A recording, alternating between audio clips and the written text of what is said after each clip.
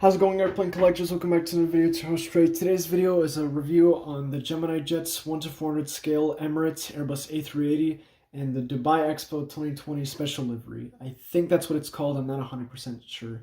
This review will consist of a discussion of the box and its features, then an analysis of the models and its features. At the end of the video, I'll tell you guys what I think of the model personally and whether or not I recommend it to other collectors. And I also forgot to say this earlier, this model was released in February of 2022, and I just picked it up today at Grillin Station in Chicago. So that's that. Well, let's start the review. So here's the box. The box is pretty large. It's 19.5 centimeters long, 19.5 centimeters tall, and width it's about 6.5 centimeters, roughly 6 or 7.5, right around 6 or 7. So it's a pretty large box. The box design is finally not your normal Gemini Jets box. The Gemini Jets likes to make new box designs for airlines like Emirates. So that's pretty nice. They do this on pretty much all of their Emirates aircraft, so that's nice. I'll show you guys around the box. Here's the front. Here's the bottom. Right side. Top. Left side, and here's the Gemini Jets logo. And here's the back side. Back here you can see some specifications and some other stuff. I haven't taken a moment to read this. And here on the CGI of the airplane, you can actually see that the wing is partially transparent. They did this so you can observe or look at the stuff behind the wing, which honestly I find rather unnecessary, but it's also pretty cool, so that's nice. And here's the models. It's pretty giant, to say the least. I'm very impressed by this model, so this review might have a little bit of extra commentary. Enough chit-chat, though. Before I begin the analysis, I want to give you guys some specifications. So, the model is about 18 centimeters long from the nose to the APU. 20 centimeters is for the wingspan. It's pretty big. And from the ground to the tip of the tail, it's about 6.2 centimeters. So it's a pretty large model, but it's still accurate to 1-400 scale. Starting up at the front of the aircraft, we'll start up with the nose. Nose looks pretty good. I have heard complaints from other collectors on the Gemini Jets 1-400 scale A380 mold in terms of the nose shape. Honestly, I think it looks fine, but here you can see a good look at it and form your own opinion about it if you'd like. Let's move down the fuselage. The fuselage is pretty highly detailed, lots of vibrant colors, lots of printed detail, all of which looks really good, actually. Printed detail and painted detail on this looks amazing. There's no defects on it. Here's the design on the vertical stabilizer, and if you guys can kind of see, the colors are a little darker than they should be. That's just my camera acting up. The colors on this model look really accurate. Here's the other side of the aircraft, pretty much the same as the left side except for the obvious Dubai Expo text here. On the other side it says like be part of the magic or something. But yeah, same level of detail here, very good quality control. Not much to say about it. Let's talk about the wings of this giant model, and apologies if I'm holding the model and my fingers are shaking a little bit. It's because this thing is really heavy. I know it's made out of die-cast metal, but still, it's pretty impressive.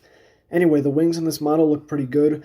Lots of molded detail, lots of printed detail. Wing flex looks okay. I'll show you guys that later. But yeah, very good overall. The wingtips look good on this at first. But if you hold the model like this, you can actually kind of see that the wingtips, the fence tips here are bent downwards. And I'm not sure what the deal is with that. I think that just has to do with the wing shape and the way it's mounted. But that was an unpleasant surprise. And you can actually see that on the other side. Here you can also see it, but I really won't complain too much. You can also see an Emirates logo on there, very nicely detailed, and it's actually made a bright reflective gold color, so that looks really nice. Let's move on to the engines. Here are the right side engines. As you guys can see, here it says the dates for the Dubai Expo, which is from October of 2021 to March of 2022. Those look cool. You guys can also see the fan blades here. Now the spinners have a interesting little touch to them. You guys can't see it very well, but they have a little thing sticking out of them. I'm not sure why that is. It looks cool, but I'm not sure that's entirely accurate, so that's pretty weird. Here's the other side. It just says Dubai Expo on this side, which is pretty nice. And then on the inside of all of the engines, I'll show you really quick. It has the Emirates logo facing the passengers, so that's really nice. Forgot to mention this part. Here's the underside of the left wing. You guys can see the registration here. Oh my god, what's going on back there? Oh man, my family's always doing loud things during my videos. Anyway, here's the registration on the underside of the left wing. Aside from that, there's really no printed detail down here. Let's move to the rear of the aircraft. Here you guys can actually see the colors are loading a little bit better, but still. Anyway, rear of the aircraft looks good. Here is what the APU and the horizontal stabilizers look like. They're pretty big, but they look accurate. Lots of print, not lots, but a decent amount of printed detail on the horizontal stabilizers. And the APU looks to be modeled, okay, wow. The APU looks pretty good. And we've ran into our first defect. So, yeah, you guys can see a giant globule of dried glue right here. I'm not sure what the deal is with that, but that's pretty unpleasant. It's almost transparent and it's very hard to notice, but it's something I noticed. Let's discuss the antennas really quick. There's only 3 antennas on this model, significantly less than I thought, and they're all on the top of the fuselage, so they're pretty easy to see. There's a small one back here, and there's 2 larger ones over here. They're fitted on very nicely, they're not loose, they're very sharp, so be careful when handling the model. But aside from that, they're good. And here's the bottom of the aircraft, and you guys can see it says Dubai Expo down here, so that's really cool. Unfortunately, the display stand hold cuts into the E right here. Bottom of the aircraft doesn't look very detailed. Obviously, there's not very much to show. Back here, you can kind of see some doors back here. I think APU access, the Gemini Jets logo. But yeah, all looks good down here. I don't see anything to complain about, other than the fact that my hand is starting to hurt because this model is so heavy. Okay, let's talk about the landing gear. Well, first let's talk about the nose wheel. The nose wheel looks good. It spins. I don't see anything wrong with it. Everything seems fine. However, the main landing gear, it's not the best. So, one of these landing gear, the right side main gear, it's actually really loose, and you guys can kind of see that it tilts from side to side and up and down. So I guess task failed successfully.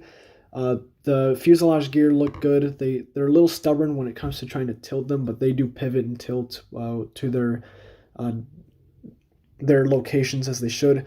However, this one is it's a little bit loose in its mounting spot, so it won't come off, so I don't consider that broken, but it's still pretty annoying to deal with. And here's the front of the aircraft. Here you can see the wing flex looks okay. You can see the wings actually bend as they're supposed to on the ground, which that's pretty good. No cockpit window printing looks okay. It looks aligned. No complaints from that perspective. And the landing gear balance, thanks to the fact that the gear is so loose, it balances pretty good. So overall, very good from the front part here. Well, I think I covered everything. That pretty much concludes the review. And ironically, given that this is a Gemini Jets model, I pointed out virtually no defects.